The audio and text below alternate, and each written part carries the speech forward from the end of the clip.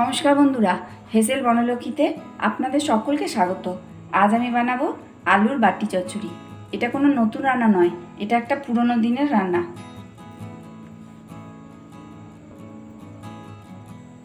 আর এই রান্নাটা খুব সহজেই বানানো যায়, অতি সাধারণ একটা রান্না, কিন্তু এর স্বাদ হচ্ছে অসাধারণ।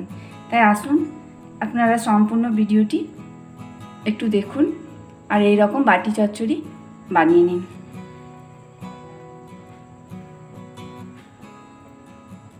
আলুর বাটি চচ্চড়ি করার জন্য আমি 4টে আলু, মাঝারি সাইজের আলু, এরকম ডুমো ডুমো করে কেটে নিয়েছি। আগেকার দিনে মা ঠাকুমারা অ্যালুমিনিয়ামের বাটি করে এই বাটি চচ্চড়ি করে নিত খুব চটপট।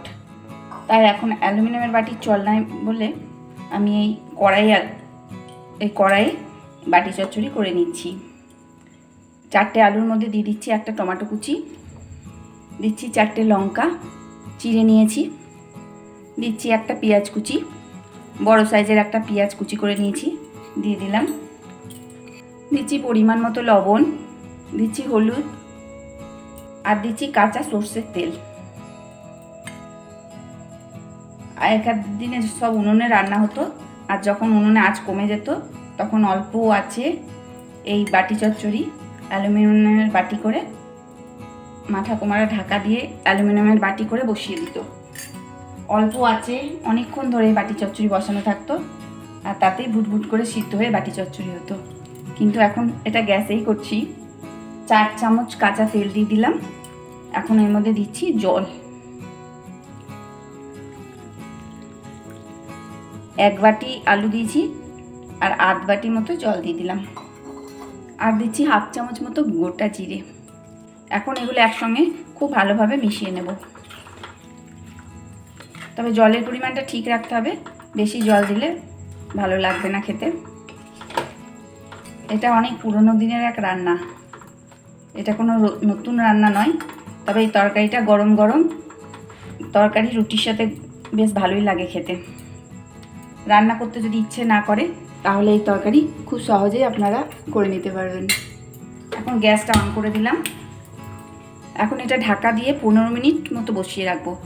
যেই ফুটতে শুরু করবে সেই গ্যাসটা কমিয়ে দেবো, অল্প আঁচে রান্নাটা করতে হবে। 15 মিনিট হয়ে গেল, আলুটা আমার বসানো ছিল, এখন খুলে দেখছি।